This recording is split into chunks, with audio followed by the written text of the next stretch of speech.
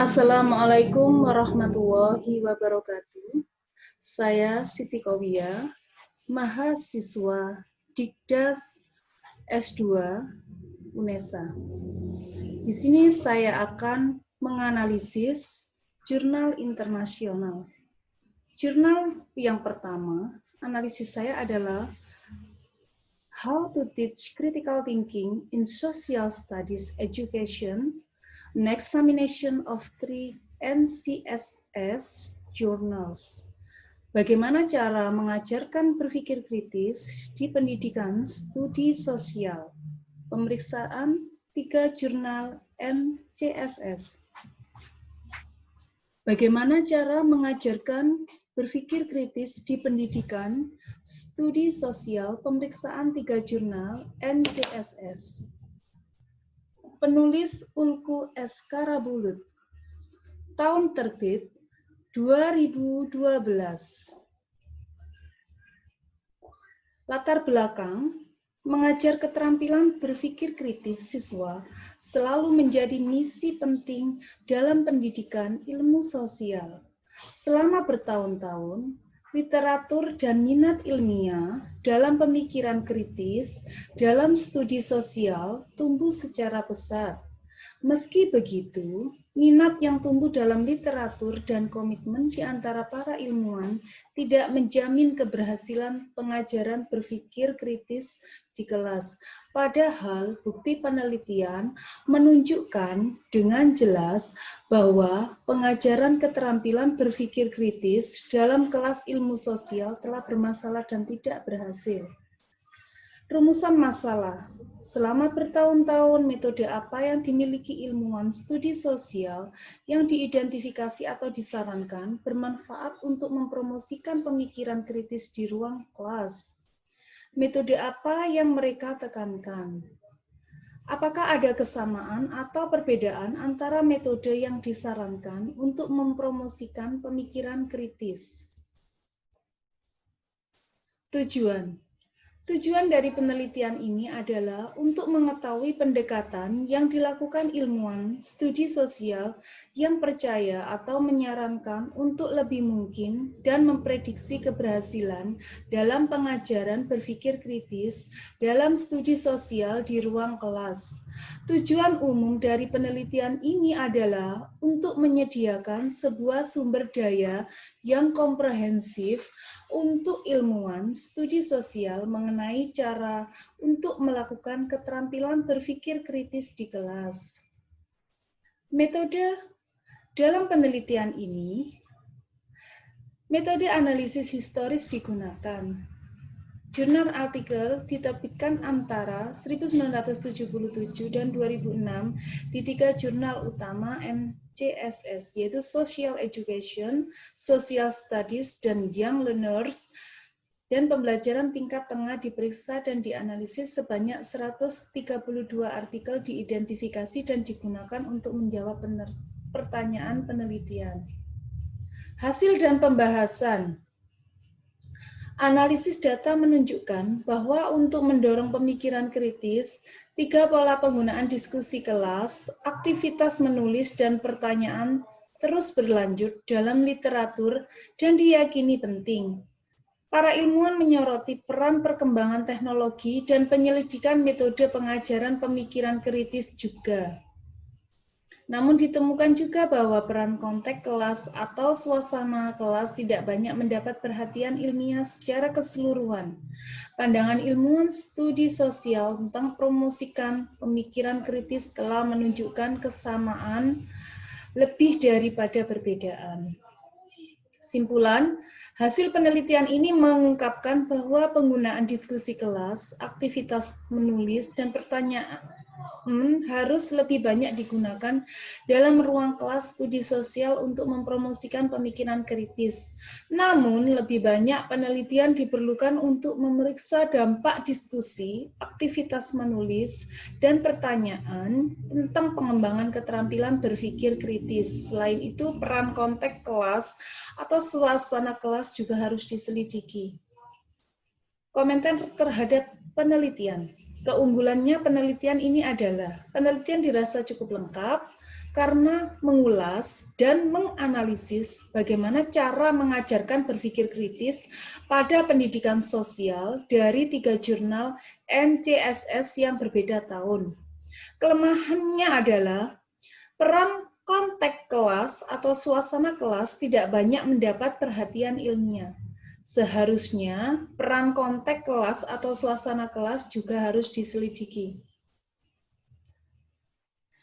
Selanjutnya, analisis jurnal yang kedua, mengambil judul The Perception of Primary School Teachers of Online Learning During the COVID-19 Pandemic Period, a case study in Indonesia. Artinya persepsi guru sekolah dasar tentang pembelajaran online selama pandemi COVID-19, periode studi kasus Indonesia. Penulisnya yaitu Rasmi Tadila.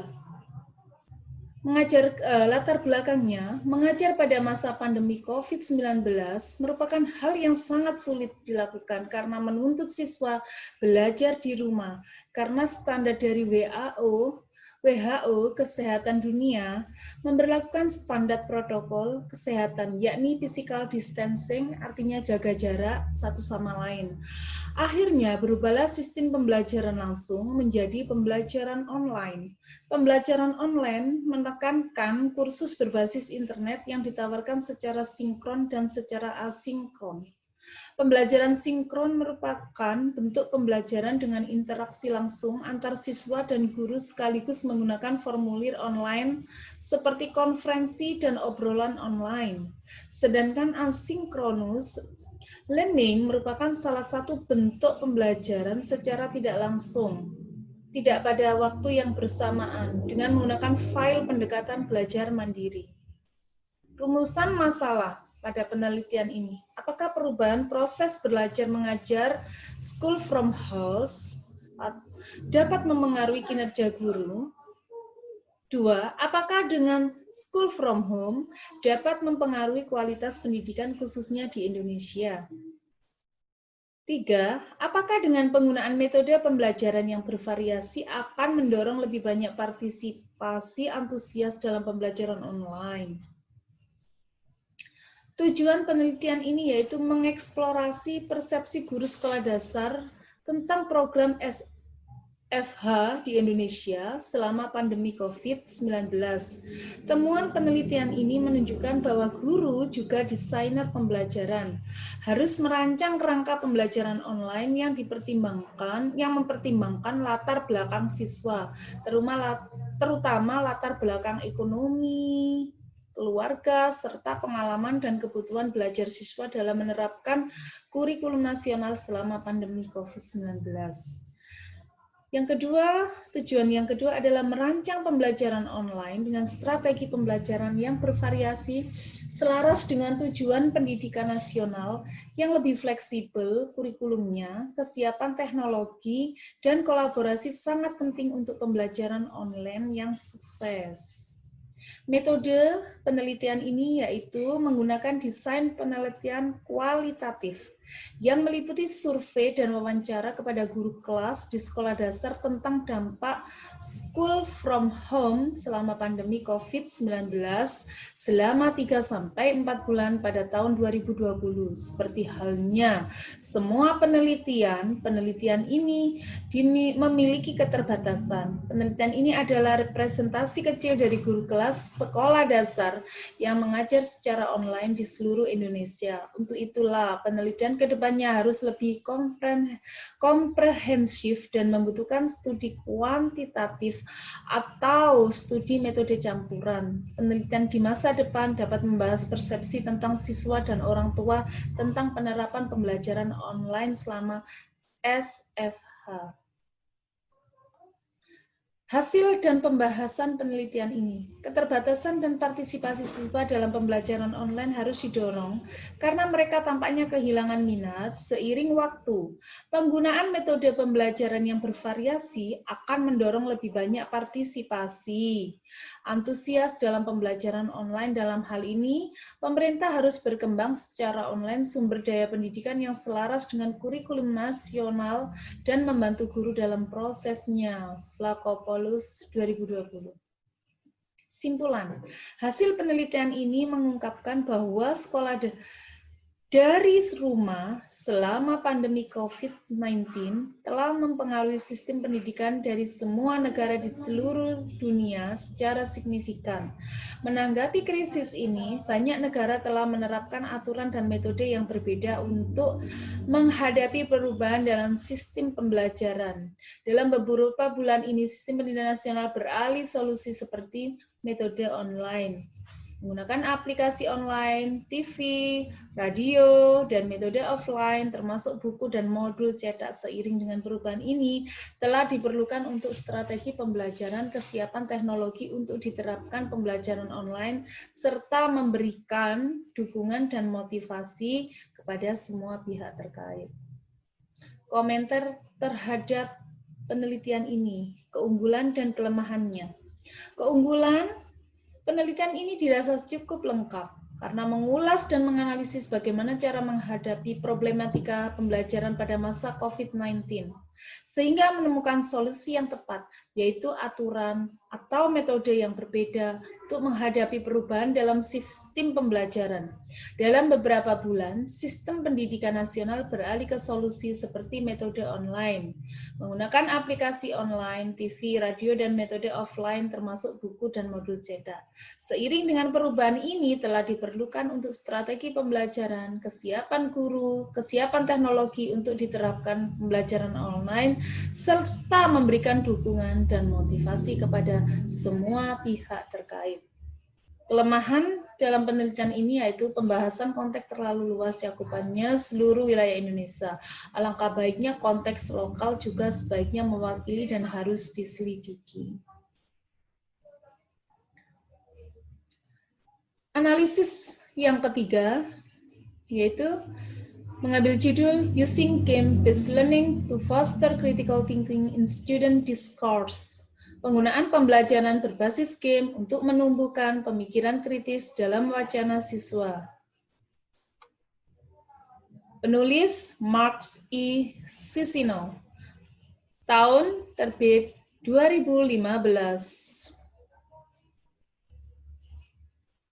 Rumusan masalahnya. Apakah penggunaan pembelajaran berbasis game dapat menumbuhkan pemikiran kritis dalam wacana siswa? Untuk mengetahui pengaruh penggunaan pembelajaran berbasis game atau GBL untuk menumbuhkan pemikiran kritis dalam wacana siswa. Metode efektivitas intervensi GBL dieksplorasi menggunakan kuosi eksperimental atau eksperimen semu dengan desain metode campuran. Bagian kualitatif dari penelitian ini menguji ujaran siswa dan interaksi seperti yang ditangkap pada video saat bermain game. Setelah itu, adakan post-test digunakan membandingkan siswa belajar melalui pengobatan dan post-test yang tertunda digunakan untuk mengukur daya ingatan. Hasil dan pembahasan. Kalau dilihat dari diagram di atas tersebut, semua 5 tindakan intelektual diidentifikasi di 5 kelompok GBL. Seperti yang ditujukan pada gambar di atas, inisiasi adalah tindakan intelektual yang paling populer. Diikuti dengan negosiasi, dilanjutkan koalisi, kemudian bawahnya lagi interogasi, dan yang terakhir adalah off-task. Hasil dan pembahasan. Selain itu, tidak setiap kelompok mengekspresikan setiap tindakan intelektual. Misalnya, off-task behavior hanya dikodekan kelompok 4, sedangkan kelompok 3 tidak pernah dikodekan dengan integrasi. Gambar tersebut menunjukkan rata-rata persentase unit yang dikodekan di 5 kelompok kehadiran tindakan yang lebih rendah seperti tindakan inisiasi. Sering terjadi tertanam dalam satuan kode sebagai tindakan yang lebih tinggi, mengingat unit analisis terdiri dari 5 menit potongan dan unit ini diberikan kode untuk tindakan intelektual tertinggi yang diungkapkan. Kesimpulan, dalam studi ini, JBL tampaknya telah membuktikan dirinya sebagai sarana yang layak untuk mempromosikan pemikiran dan pembelajaran kritis. Mengingat kekurangannya perbedaan yang signifikan pada kelompok uji dan kontrol, seperti yang ditujukan dengan pretest dan post-test yang tertunda, dan kualitas dari wawancara siswa, hasilnya menunjukkan bahwa JBL memiliki potensi untuk berkembang dan pengaturan sekolah tradisional. Komentar terhadap penelitian ini mempunyai keunggulan dan kelemahan. Keunggulannya adalah pembelajaran berbasis permainan adalah pembelajaran yang menyenangkan karena dapat menarik perhatian siswa, membina keterampilan berpikir kritis dan berpusat pada siswa. Kelemahannya adalah karena pembelajaran menggunakan media video game, maka guru dituntut harus kreatif untuk membuat game dan tidak semua guru mampu membuat video game yang menarik. Terima kasih.